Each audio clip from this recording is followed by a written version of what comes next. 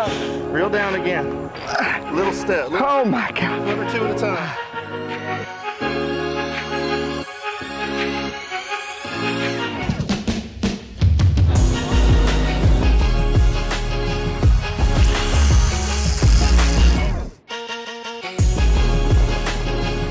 That's awesome.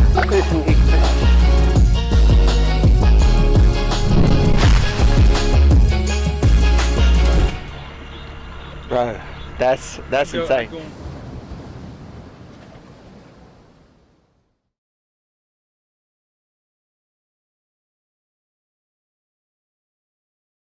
Hey, what's up, everybody? Caleb Page here with the Fish and Fuel podcast. I'm really glad that you decided to tune back in today as we cover more tips and tricks on helping you guys be more productive day in and day out on the water. I've got a very great guest with me here today, a friend of mine who is phenomenal in his craft and being able to go out and target crappie just about anywhere he goes. He's a super great angler. Shane, if you would introduce everybody, let everybody know kind of what you got going on, where you predominantly fish, talk about your guide business. Tell our listeners a little bit about yourself.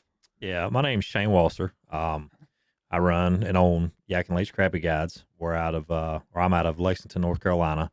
We fish the Yak and Chain most of the time, but we travel everywhere. You know, we fish Jordan, we fish Harris, fish a couple city lakes in Greensboro and all that stuff. But you know, I'm up for the challenge. I want to go everywhere. I want to fish everywhere I can. That's the part of it that makes us better anglers is figuring out the different lakes and different things. So absolutely. And being able to take that information from like different bodies of water and then kind of get a general knowledge of no matter just about where you go, you can be like, well, I learned this technique here. I learned this technique here, you know, and apply it that day. Absolutely. And what helps me the most and is what's helped us the most is not only learning some of that, but also learning what not to do. Yes. Because that helps us eliminate a lot of things in river systems or clear bodies of water or anything like that. It helps us eliminate what we don't need to do or attempt to start to fish them tournaments. Absolutely. Absolutely. And Shane he's a seasoned angler. He's an expert guide, and he also is part of our company, Catch the Fever Outdoors, where we make the precision crappie rods and the precision crappie rod series. And you've been using those products, working with us, even on our Slime Line brand as well. And you have other sponsors. Like this guy is highly qualified to talk to you about tips and techniques to help you as an angler be more productive out there. And Shane, let's get straight into that. Let's talk about that. You know, right now you're running guide trips and stuff. Things been pretty busy for you. Absolutely. You know, I've been blessed this year. Been the best winter I've had as far as guide trips. Crappie fishing as a whole is growing tremendously. It's wide open. It's growing. Of course, some of the electronics and some of the stuff we have now has helped it grow on that way. But when we tournament fish, yeah, we're live scoping. We're single poling. We're going after these fish. But on my guide trips, most of the people that want to go fish, they want to go fish and have fun. Right. That's right. 98% of the time we're tightlining on the front of the boat. Right. We're running 6 to 8 rods out the front. We're pushing minnows or pushing jigs. We're up there going fishing, having fun's great and doing it, but we're creating memories is what we like to do with the customers. That. I mean, the families that come out, the buddies that come out that go fishing. I've had some guys the last couple of weeks that's been buddies that grew up with kids together, and they're 60 years old and they fish several times a year. Right. They don't care if they catch 5 fish or 50 fish. They're out there just to have a good time. But I don't specialize just in one thing.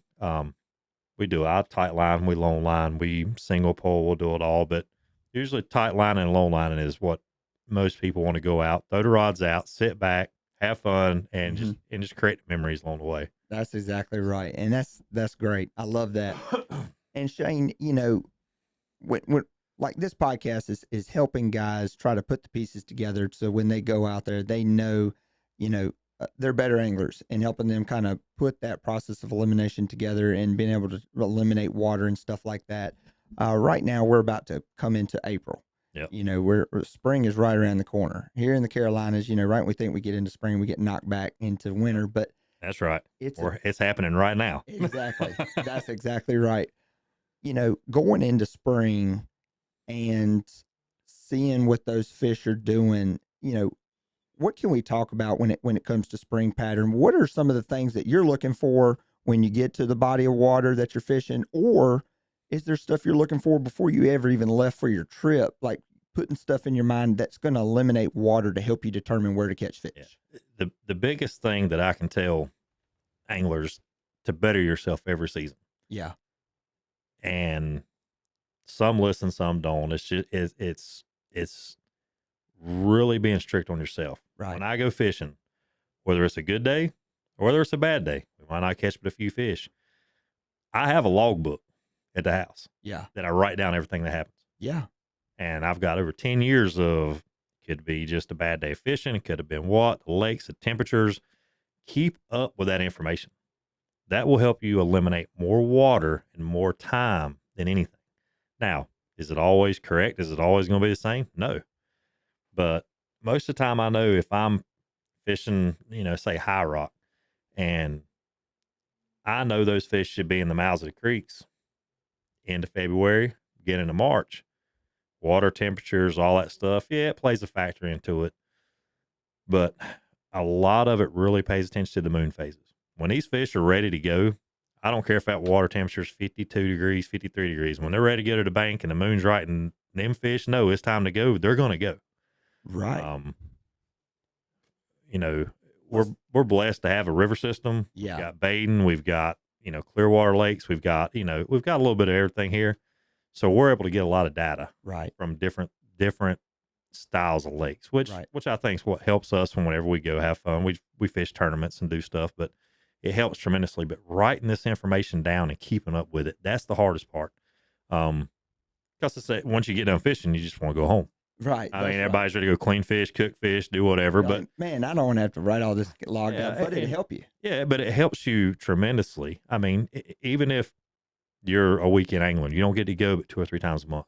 Grab 3 or 4 buddies. Work as a team. Yeah, that's right. Figure it out. Every time somebody goes, y'all share it. 3, 4, 5 buddies, groups, share that information with each other, and you can really eliminate some time and on the water and all that. Yeah. But the length of the day and the moon and stuff is the length of the day is what I generally follow. I mean, the longer the afternoons, that's when I'm starting to watch for these fish to move and do what they need to do. A week ago, these fish were on the move. Right. Week and a half, 2 weeks ago, they were on the move. Then last week we had a little cool snap. We're hitting a little cool snap now. But, you know, this past week, these fish were sitting out about 15, 16 foot of water, and they're sitting there. They were 12 foot deep. They were sitting right off the bottom, and every fish we caught were females. So they're sitting there ready. So if they're not there now, they're right on the verge. So, and each lake is different. You got to adapt. That's right. And also location, you know, stuff that happens in North Carolina, it might happen sooner down in South Carolina. And then as you start getting to those warmer states. So, you know, it's what the great thing about like this podcast is no matter what season we're talking about or what month we're in, you know, the anglers somewhere else are going to experience that same thing. We're still all fishing for the same fish. It's just, you know, they don't have a calendar. They don't know what state they're in. They're just going off the conditions, and the conditions always seem to apply. You know, the fish are going to do the same thing when their water temp may not get to 52 degrees until late April, where it may get there for us early April. So it's all about learning those principles, and that's what we're after today. And when you talk about those fish, you know, we're on the move. Let's talk about what are those fish doing, you know, from like last month to where you're seeing what they're doing now coming into some of these warmer days. And so, you know, a month ago we were catching these fish out on the river channels and the creek channels and all that stuff right out on the main lake. Are they suspended fish? Yeah, are you fishing brush? All these fish were suspended around here. I mean, there's some brush, there's some fish you'll find on brush, but this time of year, usually these fish are suspended. But we've been chasing fish out on these channels in 20 to 40 foot of water, and they've just been suspended anywhere from 10, 16, 20 foot down. Yeah. And within the last 3 weeks, 4 weeks, we've watched these fish kind of transition with the new technology we've got now and everything we've got. Yeah. When we're out there fishing, we see these fish are there. And as I was fishing through that week, the fish were still there, but I could see the numbers starting to, I'm not seeing as many fish. I'm not seeing as many fish. So I started transitioning through that. Trust your electronics. Right. Everybody's on the live scope. Is it good? Is it bad? Yes, it's fantastic. Some people call it cheating. I'm gonna tell you right now, just because you have that live scope and you can see that fish and you can put that bait in front of that fish. Right. Yeah, we've got more bites off of it, but there's times there when I get so aggravated when I see a good fish and I cannot get them to do anything. That's right. Trust your electronics. My number one tool on my boat is my side imaging. I ride and I scan. Even if I've got to spend 30 minutes that morning scanning 2 or 3 creeks, I'm going to scan the creeks before I start fishing. Right. Because I want to fish the creek that has, I don't want to say the most fish. I'm looking for the creek that has the most activity. And what I mean by activity is everybody rides down through there on your side scan and you're down imaging. You see them big, beautiful bait balls. Yeah. If I see that, I'm leaving. Right. I want to see smaller bait balls, oblong bait balls where those fish are actually feeding and active and busting that bait up. Absolutely. That's what I'm looking for whenever I'm scanning. Once I find those areas, whichever area it may be, I'll pull in. If it's the first creek I go to, I may fish it. But if I've got something close, I may check a couple more. But right. That's what I'm looking for whenever I'm scanning around and looking. Because I don't want to. Those fish in that other area that's not feeding, they'll turn on eventually. Yeah. But it could be 2 hours, 3 hours. They may not be the afternoon bite. You're looking for activity going on at that time. And it's funny you mentioned, like, when people mark those big, beautiful bait balls and they're like, oh man, we're around the bait. And it's like, yeah, that's a good thing to find is the bait, but you need to find the active fish that's eating around the bait. Right. We've all seen restaurants open and nobody's eating at that time. Yep. And then there's times where it's busy. You got to find where, the meal is being eaten. And, we've talked about on a previous podcast. It's so funny, even with the episodes I've filmed so far, is the information that crosses over. And, oh yeah. I remember, fishing a lot, in my past and seeing those big long bait balls and you're thinking, man, this is where it's at. But the activity is what you look for. It's like being, like I said on a previous podcast, it's like being at the state fair. All those people are crowded. Let a tiger get out or something like that. And people go scattering.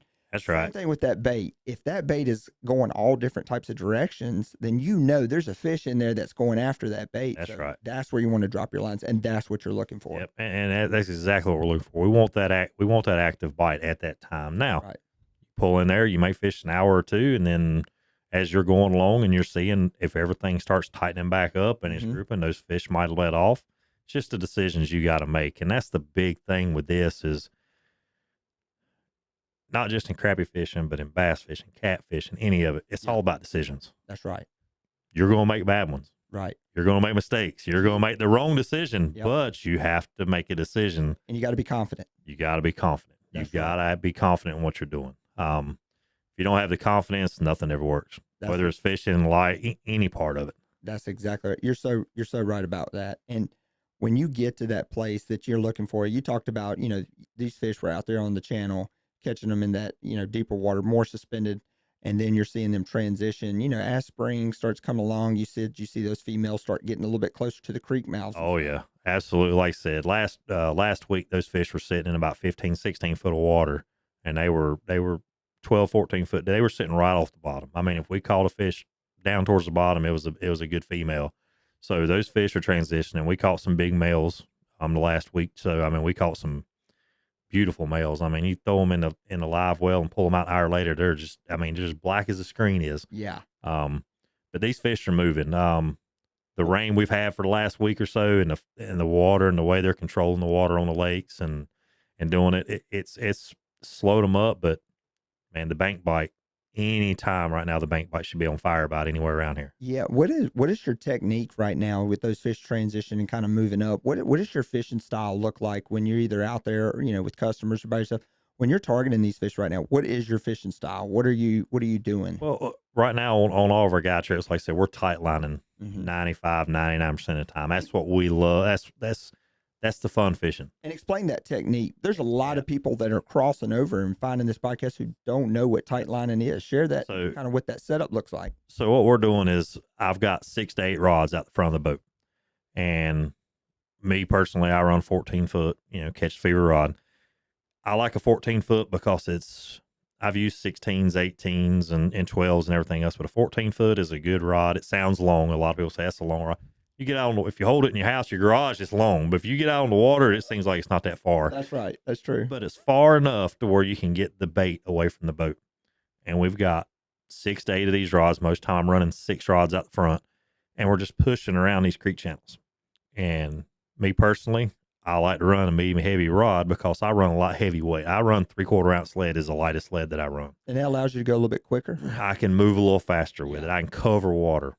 I don't like sitting still. I want to move. I want to find the active fish.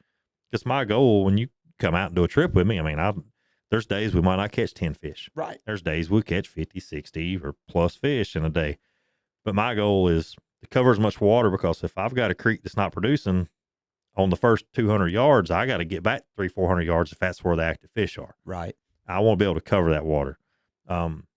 As the spring moves on, I'll stay with 3/4 as long as I can. But a lot of times when these fish really get up 10 foot of water or less, I'll go to sometimes 1.5 ounce lead, and I'll transition from my minnow rigs, double jigs, and I'll move mile an hour, just like I'm low line trolling, but I'm pushing out the front and I'm covering water. Because what I want to do is I want to push these baits by these fish, right? Especially these males that are pushed up, because I want that reaction bite. Yeah. I want that as soon as he sees it, there's no thinking, I'm just going to eat. So I run a lot heavier lead and most of them run half, 3/8 and all that, but I like to cover a ton of water. That's just the way that I fish. Yeah. And you're trying to rule out water as quick as possible too. I'm eliminating water. Find out, and you talked about, switching from your minnow rigs onto your jigs. Mm-hmm. Talk about that setup. What have you seen, from taking that minnow rig off? There's guys who's like, minnows work, all throughout the year. I use minnow rigs all the time. Why do you switch to the jig setup? So talk about that setup. On my rig, I tie everything to my main line. So I run an 8-pound slime line, and I tie everything to my main line. And what I mean by that is I pull my 8-pound line down, I run a hook up that main line, I loop my weight through it and tie a hook on the bottom. I don't have any swivels. I don't run any extra terminal tackle, because the least amount of stuff you put in the water, the better off, especially when the fish get finicky. Right. So when I make that transition, I'm still running a double minnow rig.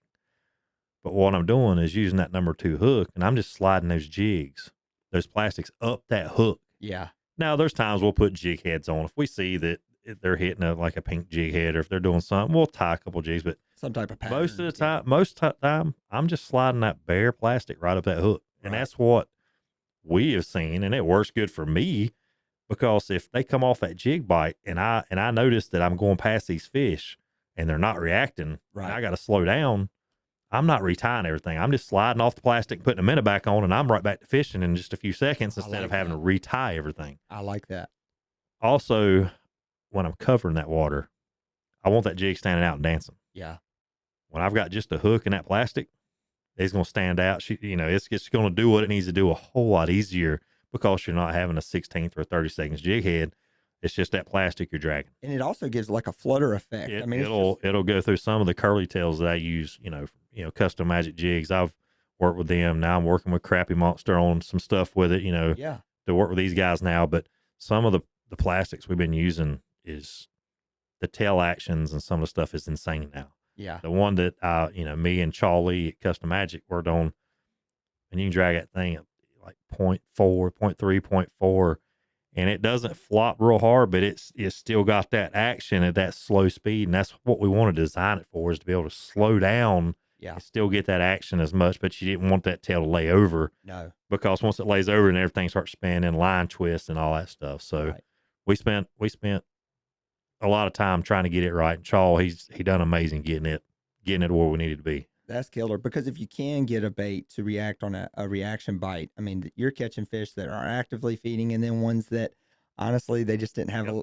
but a couple seconds to just look at it and just make that decision. So you find those fish that are active and you find those ones that are not as active, a lot of times if you can get that bait in front of that fish and get the right, I'll say profile is my biggest thing. If you get the right profile bait in front of a fish, they're going to eat. Right. Colors, yeah, they do make a difference sometimes, but just over the years, the profile is really what's helped us Right. get those bites whenever we couldn't in the past. Yeah. And we spent a lot of time trying to figure out what do these fish, what won't they hit versus what will they hit. We go out there and start catching fish and be like, all right, we're catching them on this. Let's change to something. Yeah. And most people are like, why you want to change? You're catching fish. Well, I want some data. Let's throw a different color. Does it matter? Let's throw another jig head. Does it matter? Let's throw a 3-inch bait. Does it matter? Right.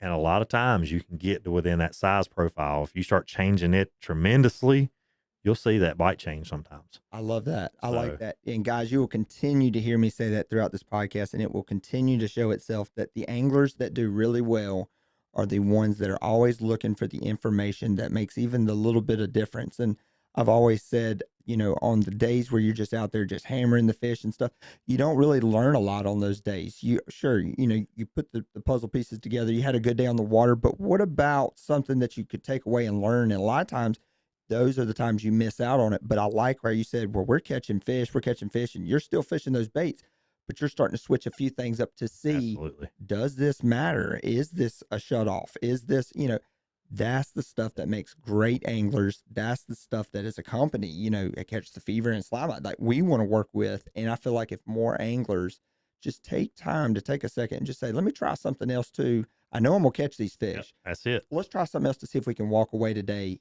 a better fisherman. That's right. I mean, data. And it's hard. I mean, it's hard to walk away from catching fish, but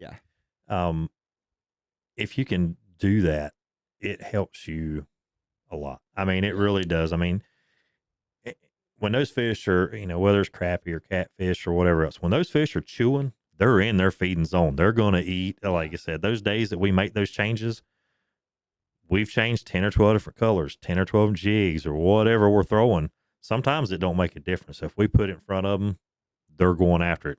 And some days we went out there and we figured out stuff going, we put this on sitting side by side. And, my partner, Newell, he's catching fish. And I put it on, I switch, and I'm like, nothing. So we take that and go, okay, there's days that we've took that information and we went back, fished different lakes, different things, and same thing. We can't get in the spot where we normally are. We're using that day, killing them. Yeah. Went to that total opposite spectrum, started catching fish. Might not have caught a ton, but it was enough to get a few bites. Absolutely. And with some of the tournament stuff that we're doing and everything, tournament fishing, you don't have to catch 100 fish a day. Right.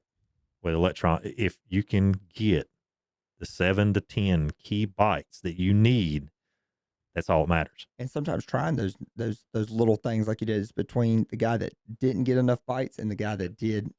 That's right. I mean, and like I said, technology is fantastic. Yeah. It's helped out. It's taught, and I still learn every day. I learned last week. Every time I go to water, I'm still learning from this technology we have now. But you're learning how the fish are reacting, how they're supposedly for the last, as long, 30, 40, 50 years, what everybody's preached in seminars. Everybody's learning, and it's not knocking anybody. I mean, it's learning things that we thought fish did 20 years ago. It's totally opposite of what they're doing now. I'm fishing places now that I'd have never even thought about fishing. I'd have never even I'd put the boat in the water. I'd have never went that direction. We're fishing a lot of areas now like we've been driving past for 20 years. That's crazy. And it is because of this information is now available, and we're starting to see what we've been missing, in a lot of ways. And that's the nice thing about technology and change it. Of course, we all see the old school aspect of it and still being able to go out there and catch fish, but at the same time, being able to utilize this technology to get more information as an angler so we can make better decisions while we're out there. Oh, yeah. And the technology is great. If you're going to fish these tournaments and stuff, if you don't have, I'm not saying you can't compete without it, but it's hard to compete without some of the technology now. Right. But a lot of fishing that we do, I mean, we're still doing. I'm still doing the same way I've always done it. Yeah. We're tightlining. We're using it, and we do a lot of trips. I've got 2 next week, and a couple the following week. These guys want to learn how to read and learn their electronics. Right. Not talking live. These guys want to go out and down scan, 2D, and down imaging, side imaging. That's what we're working on. That's right. Trusting your electronics on it, because if you don't trust your electronics, don't go spend thousands of dollars and put them on. If you're just going to go fish from a whim and just go, hey, we're going to go where we were last year, Right. just go fish. Don't spend all that money on electronics, but get the electronics, learn how to read them, learn what you're seeing. Right. When you're out there and you get into these fish and you're catching these fish, turn around and look at your electronics. Yeah, it's fun.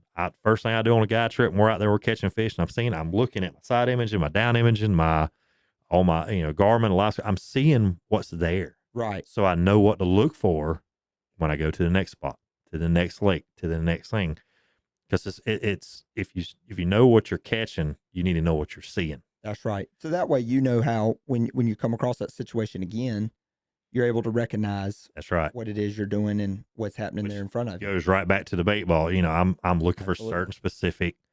I want to see that bait busted up. Absolutely. Will I fish areas that are loaded with bait that isn't busted up? Yeah. Sometimes if I know the fish are there, and I was there yesterday and they fed at 8:00 and I'm there at 7:30, yeah, I'm going to be in there sitting on them. But that's the data that I knew, because I was there yesterday. I was there last week. I was there last year. I know what's coming. That's right. And that's great. And being able to utilize the fish finder or the graph that's on your boat, it rules out a lot of water, and it tells you a lot of places where not to fish and where to fish. And, you mentioned, your side imaging is one of the most important things on the boat. Absolutely. Let's say we're just going out on a random body of water, this evening, and we're going to go target crappie and see if we can put some in the boat, look for some really nice ones.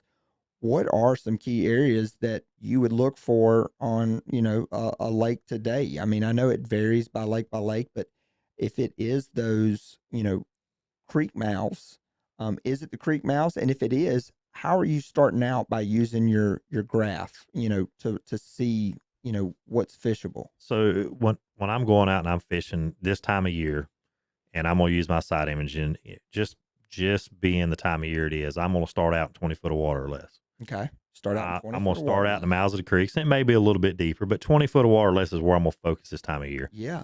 And if I'm going out fishing during the day and that morning, I'm going to be fishing the west side bank, because I want that sun coming up. That's the side that the sun's going to hit the most. The water's going to warm up faster. And great information for what we're looking at too. On the Yak and Chain, we got muddy water. I mean, where it's red mud, it is what it is. That muddy water is going to warm up faster. Mm-hmm. So you may be out there in 20 foot of water. That water temperature may be 55 degrees. Go back there in 4 or 5 foot of water. That water temperature could be 61, 62 already. Right. It's going to cool off faster, and it's in it at night because it's shallow, but it's going to heat up faster. And those fish are going to be, they may come out of there at night when it cools off, but they're not going to go all the way back to 20 foot. They're going to find that comfort area in 20 or 10, 15 foot of water. Which is why you start out in there. You're trying to find. I'm moving back as I start to see fish. I want to find 20 foot of water. Once I start seeing fish, I find that leading edge of fish, then I'll start fishing them. That way I'm pushing in. I should be pushing into the bigger fish or the majority of the fish that are moving back early. And that little bit of information right there will speed a guy's game up tremendously. I mean, because what ends up happening as anglers, guys who are just getting in it, and some guys that do it all the time, you get out there and you're like, all right, where do I start from here? But just looking at what you're talking about, getting on that side of the creek or fishing that side of the lake with that creek where the sun's going to hit it first, as you take a small cup of water with only an inch of water in it and put it in the microwave, it heats up way faster than a full cup of water. So what you're saying is absolutely, it makes sense. Those fish, as it gets dark, that water gets shallow. So through the night when you weren't out there, they pushed out. So that's where you start. And then you're on the side of the lake where it's going to heat up faster, and you're going to follow those fish in and let them direct you on where you're going to go. And that right there, guys, if you're listening to this, that right there saves you a ton of time. I mean, Shane's really cutting your time in half. There's a lot of it. There's going to be areas on your lake that just have fish in it, and they're there Sure. like clockwork every year. Yeah. There's certain creeks on every lake that I fish that, you know, that I know that if I hadn't been there in 3 months, I know where I'm going to start with. Yeah. I'm going to be in the general area, but it's took years of fishing and years of notes. I'm telling you, it's where it goes back to your notepad. It's aggravating. And with the electronic phones today, you ain't even got to write it down. Go in your phone, go to the notes section, click on that notepad section, and you can make as many notes in there, touch to talk or whatever, and just say, hey, here's what I got. Here's what I did today. And you're done. Yep. You're done on your ride home. You're doing it on your ride home and you're over with. That's exactly right. Store it on your computer, store it in your phone, store it wherever. But you do that for 2 years, 2 seasons, or two full seasons out of the year, you'll get so much more data. You'll be out there fishing more and catching than you are than what you have been in the past. Absolutely. I truly believe it because I did it. I mean, I started over here in Raleigh fishing, the Big Eye Crappie tournament, all these guys. If you want to learn some of this tournament fishing, me and 2 of my buddies, we run Yadkin River Crappie Trail. There's a ton of trails out there to fish. Don't be intimidated by some of these trails. Right. Big Eye Crappie Trails, $25 to go fish in a tournament. You ain't got to fish in no tournaments. You ain't got to fish there. Show up at the weigh-in. Right. Talk to the anglers. Absolutely. Talk to some of these guys. Absolutely. You'd be amazed at what you just hear. Yeah. Whether it's it doesn't, from what I've seen over the year, it doesn't matter if it's bass, if it's crappie, if it's catfish. You pattern these fish. Mm-hmm. Any of these anglers, you're going to see them on certain bodies of water every time. They've got their spots. They know where the fish should be. They might not be at that one spot this time this week or whatnot, but I'm telling you, if you watch it, there's patterns to all of this. Yeah. And you're going to see whether it's the guys that are always winning, the guys that are in the top 10 or wherever you're at. These guys are going off the information they've had from the past. That's right. They may adjust a little bit to where they need to. The same way with us. We go to a certain lake. You go to High Rock, everybody's going to say, well, I know where these guys are going. Yeah, we've won tournaments up there, but we also won tournaments not there with some of the new technology, and it's took us to other places. Right. That's where you cannot ever be not willing to learn on this. Things happen, things change, everything adapts. That's right. These fish are adapting to this technology. I'm telling you, it's we've seen it. We see it. I see it every day. You see, they're adapting to some of this stuff. That's just like you going out to eat. If you go somewhere and you go out to eat and the food just isn't as good as it used to be, or something doesn't seem right, you don't go there anymore. Right. I mean, and it's part of it. It really true. is. Yeah. I mean, some of this technology is sending out, and I can't tell you what the power is, but you hear the pulses. Yeah. You can hear it in the water. If you put your head down in the water, you can hear that stuff. These fish are adapting to it. Yeah. They know what it is. They know that it shouldn't be there. They know that it ain't right. So they adapt to it, just like we adapt as humans every day. Yep. I mean, it's just part of it. But, it's learning. Don't be afraid to think outside the box. Yeah. I mean, you've got to. If you stay in the same road, you're never going to get to a new destination. That's exactly right. So You're so right. You're absolutely right, Shane. And I like how you said, showing up to some of these tournaments, because honestly, I mean, you can spot the guys that do really well or put their time in, and even if they had a bad day, I want to go over there and say, hey, look, what did you do today that it didn't quite pan out? Yep. I want to hear that side of the story just as bad as I want to hear the guy who won it and he wants to take time to talk about what he did to make it happen today. that's right. I want both sides of the story. And if you're showing up, or like, you call and book with Shane, I mean, you could speed your learning curve up tremendously, And that's one thing that I can attest. And that's how I started years ago. Don't be afraid. It don't have to be me. If you want to learn the technology, and I was stubborn. Mm-hmm. Whenever I started into this, I'm going to get it. I went and bought the stuff. I'm going to figure it out. I'm going to fish. And I can tell you to this day, and Rod King, the one that runs the Big Eye Craft Man, he'll tell you this day, I fished over there in my Carolina skiff, and I watch these guys weigh in 9, 10 pounds, 9, 10 pounds, 9, 10 pounds. I fished several tournaments. I go up that day and I've got like 10.5 pounds. I'm like, I got this. Yeah. I've got this. This is mine. Yeah. I show up and I'm like fourth from the bottom. And I mean, there's 20 teams ahead of me. They're 13 pounds, 14 pounds. But you know what? It's learning from those. I'm like, all right, where are these guys? I didn't see these guys. Went and talked to them. What did y'all do? Well, I was still fishing 15, 16 foot of water. What time of year was this? It was about? spring. It was springtime. Yeah. Yeah. And I'm in a creek and there's several boats in there with me. And I finally get I'm a pound and a half average fish. And this is back years ago. I'm like, man, I got this. You're like, I got this. And, I'm winning this one. And I'm like, and they're like, man, did you not pay attention to the water? I'm like, what are you talking about? Pay attention to the water. I said, well, the last 2 days, the water temperature went up 8 degrees. Well, we had no wind for the last 2 days. The water temperature shot up, and then fish put it in high gear, and they went right back less than 5 foot of water. That wind will cool water off very quickly, and warm it if it hadn't been there. Exactly. They went back there. Everybody else went 300-400 more yards, and they were on the big fish. Just something. Something that simple, that quick, and it was one of those things. It was like, and that's what I'm telling you. Water temperature can have an effect of it when there's certain things. But the time of the day, also the amount of sunlight that water gets, the longer that day gets, the closer you're going to get, because that water's getting more sunlight every day, so it'll warm up a whole lot faster. Right. So it's just those little key things. When you think you got it figured out, you're just scratching the surface. Yeah. It's the details inside the details that really make it pan out. I like that. I really like that. And, I guess one of the key fundamentals that we can put together with this podcast, for today, talking about springtime crappie fishing is, I guess with the weather and the water temperature, if it's, is it safe to say, kind of listening to you talk, like, if we're coming into spring and those cooler days tend to rear their head again, those fish tend to back out a little bit. And then if we have consistent, like a week's worth of 70-degree water temperature stuff, you'll find yourself further in those pockets or creeks and stuff. Like, what's the transition that you see? Because in springtime, the weather is all over the place. We got three cold days, and then we'll have 3 warm days. What do you see the fish doing based on the weather? What should a guy be thinking when these weather patterns change?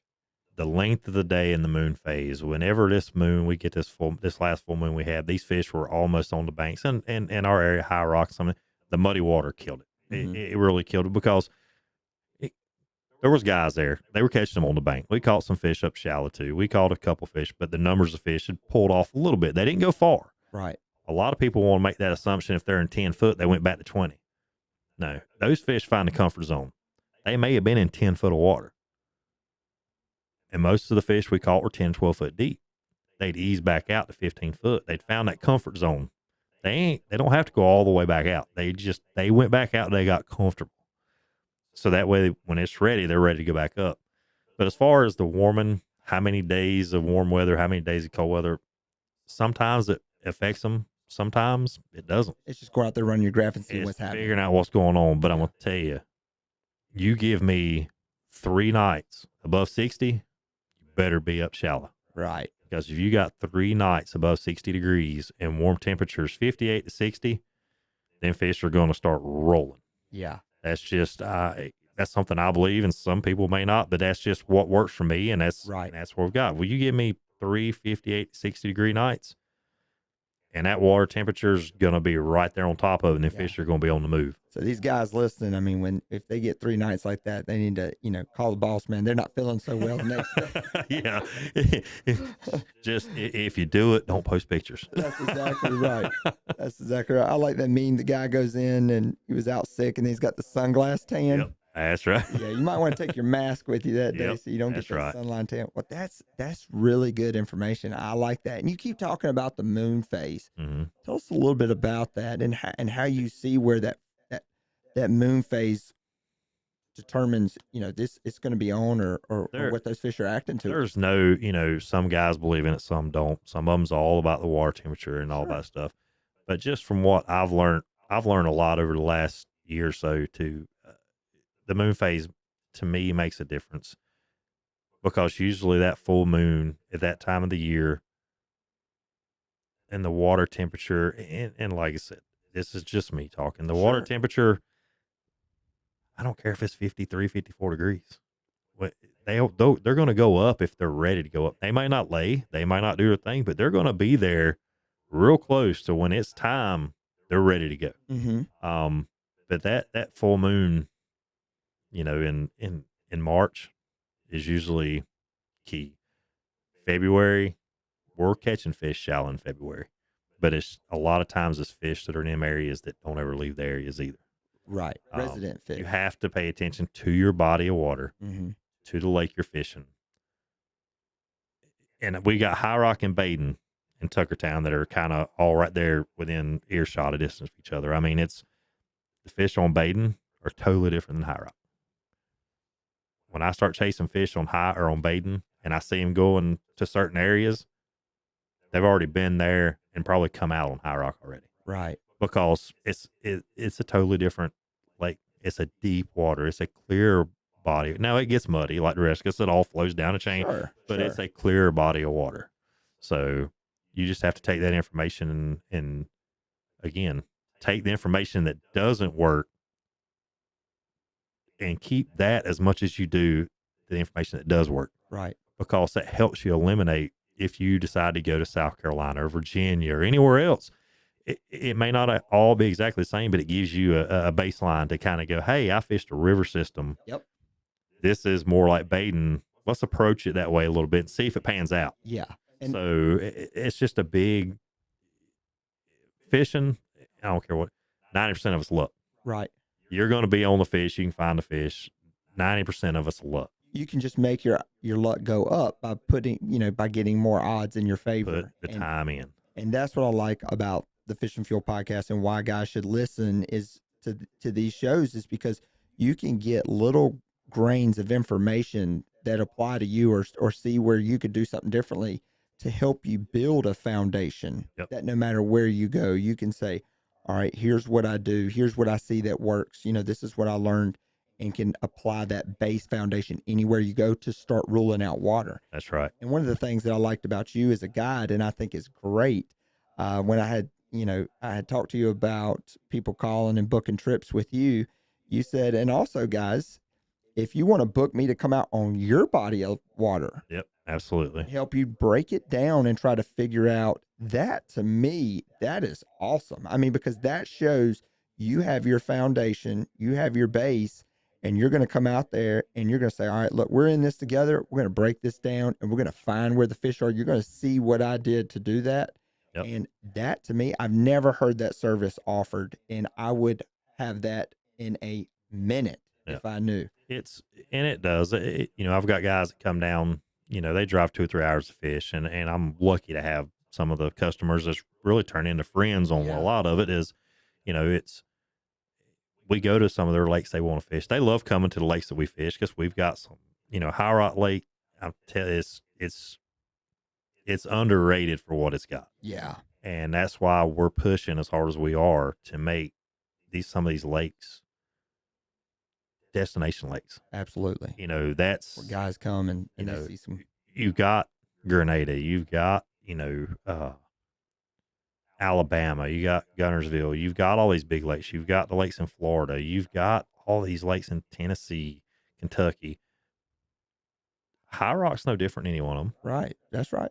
I mean, you seen last week, 4-pounder, 3-pounder at over 17 pounds. Yep. This is a 4-pounder behind me, by the way, guys. If you can see that fish, he's just over 4 pounds. And he's caught on Kerr Lake on a customer of ours, Kevin Davis. He caught on our 6-pound slime line. And he said, do you mind if I bring him up here? I said, heck yeah, you can put him up here. But to see those fish come out of a body of water, I mean, and guys can go out there and you see several of them caught, it turns into a destination. Oh, yeah. I mean, anywhere you go, I don't care what you go if you get into double digits, you put 10.5 pounds of fish. That's good fish. That's 7 good fish you've put in the boat.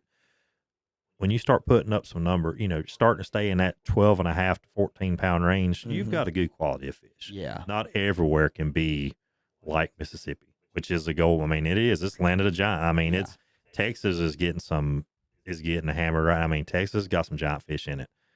But you can go catch some awesome fish here local, and that's part of what we're pushing is trying to get these destinations back in to these areas. North Carolina, I mean, everybody wants their hometown and their lakes to be what it is, but Yeah, we've got the potential to put this absolutely. lake High Rock on the map, and several lakes here, Jordan, Harris. I mean, several other lakes too, but High Rock's special. It's put out the last 2 years has really showed what it can do. So, Absolutely. And we have plans to do a lot of filming and video, and with you going in from this year and even into next year. I mean, yep, we're going to be putting out a lot of content working with Shane, where guys are going to really see what a special fishery that he's talking about. And if you want to come out and see, uh, and learn and get a hold of Shane, absolutely, I would definitely tell you to call and book him and come out there and check out what High Rock and some of these surrounding areas have to offer. and even watching the podcast, doing this stuff here, I'm here in North Carolina. Whether you're seeing this in whatever state you're in, and you're wanting to learn and get into this stuff, Mm-hmm. thing that I did, and I think the thing a lot of people are scared of is go book a trip with a guide. Mm-hmm. Call the guide, and I do it too. We do electronics trips. We get on your boat, do the thing. I promise you, you go spend that $300 to $500 on that trip. Yep. You'll learn more than that 6, 7, 8, or however many hours it is. You will learn more by spending that money than what you spend in gas money trying to figure it out in 6 months by yourself. That's a fact. Because this guy's not going. He's going to show you what he needs to know. You're going to learn more. And like I said, not just live scope stuff. Everybody wants to learn it, but I'm telling you, with your side imaging and learn how to read that, you can move around 5, 6 miles an hour, and that's covering a ton of water. Right. To where you may ride for an hour, but when you get there and fish for 3, you've caught more fish in 3 hours than you caught in the last 3 trips. Right. Right. So I mean, it's worth the investment. If you can do it, grab a buddy, go do it. Whoever it is, Yeah. I mean, just figure out and learn from these guys. Absolutely. When you look at how much money you've spent targeting these fish, the gear and everything, and really put a number on that, your guide fee for the day is cheap. Yep. Oh my absolutely. goodness, it's so cheap. I mean, you are literally getting sped up and fast forward by booking with a guide and booking with him each season, so you can learn the different patterns and stuff like that. That's the big thing. Like I said, if you're getting ready to set up a boat or rig it and you don't know how you want to fish, go with a guide to do tightlining. Yeah. Go with a guide to do long line trolling. If you want to do single pole, find a guy that specializes and that's all he does. There's guys that's all they want to do. To me, I like to have multiple rods. I love single pole, and that's what we do when we're tournament fishing. That's just what we enjoy with too. Yeah. But also, I love tightlining. I love pulling jigs out the back of the boat. I love doing it all. Right. Because when a customer calls says, "Hey, I really want to learn this," all right, this is the time of year we need to do it. This is the month we need to go do it in. If that's what you want to learn, then you can do it all season with any of it. Yeah. Don't get me wrong, but when I got somebody come to me and said, "Hey, I want to catch fish," well, we need to do it within a certain, because anybody's good at any of it. Throwing jigs out the back of the boat, you can do it. There's guys that got an art to it. Eddie Moody, he's great at it. I mean, he's going to be on the podcast as well. He's fantastic. I feel confident what I'm doing with it, but I feel more confident on tightlining and doing stuff because I can focus on things more. Yeah. But tell these guys what you want. Yeah. That's the thing. Tell them what you're wanting out of the trip. That's the biggest thing. Trips this week and next week. Like I said, there's 3 or 4 of them. 1 or 2 this week, 1 or 2 next week. These guys don't care if we go out and catch 3 or 4 fish. Yeah. They want to learn. They want to be able to go out and do this and apply it to their fishing, their boat, and their kids or their grandkids or their buddies, and go out and do it. That's what it's all about, is growing the sport. Absolutely. So you're exactly right. I love it. And we're going to have you back on the podcast. I mean, this was just basically just talking about springtime techniques and what you do, what you're finding successful, what some of the things that you're looking for, depths of water, and you talked about it with your rigs. I mean, you really covered a lot of stuff really quick and gave a lot of really good stuff out there. And we're going to have you back, and we're going to go over a podcast where we talk about live scoping, where we just basically talk about live scope. So guys, if you're following the podcast and you follow us on Facebook, Instagram, TikTok, YouTube, Spotify, we're going to have Shane back on this show, and we're going to go over those somewhat new, like the live scope deal. A lot of guys are trying to figure out more information about that. That's right. I know you absolutely love the live scope as well. Mm-hmm. We're going to have him back on here where we're going to be sharing those tips and tricks on what he does to make each trip successful using that technology. Shane, I really appreciate you coming on the show here with us and just No giving problem. us a little bit of what you know Oh, yeah. and sharing that with anglers. It's all about growing the sport. Like I said, crappie fishing is blowing up. It is. It's going crazy. But you can't, a lot of people.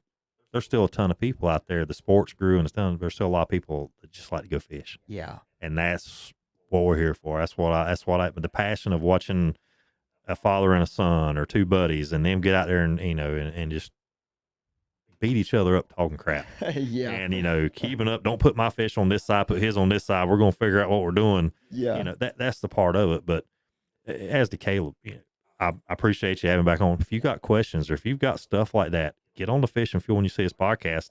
Write those questions down that you want to talk about. We'll rip the list down and we'll go over the topics if we've got it. That would be great. Absolutely. Yeah. Like you just said, if you've got questions, put them in the comments or shoot us a message and say, hey, look, next time you have Shane on, here's what I'd like to know. Email us. It's fishandfuel1@gmail.com. Our email is on the Facebook page. You can go shoot us an email and say, hey, look, I listened to Shane's podcast. I'd like to know more about this. You talked about this. Let us know, and we'd be glad to have another show about that. Talk about it. Well, Shane, thank you again. If somebody wants to get a hold of you and reach out to you to either fish one of the tournaments that you're working with, or also they want to book your guide service trip, tell us what the best way to do that. The best way to find me is go to Yakin Lakes Crappie Guides. I run a Facebook page there. We've got some Instagram, or either, we play around with TikTok a little bit, have a little fun with it, but Facebook, or you can look me up on my personal Shane Walser. But if you'll shoot me a message on Yakin Lakes Crappie Guides or shoot a message during the day, I promise you, if you call, I promise you I'm not ignoring you. Just shoot me a message. I'll call you when I get off the water, because if you shoot me a text, I can text you back on that. But my number is 336-978-3737. But just give us a call or shoot us a message or find us on Facebook, and we can help you as much as we can. Absolutely. That's great. Thank you, Shane, for being on the show. We appreciate you guys tuning in for another episode of the Fish and Fuel podcast.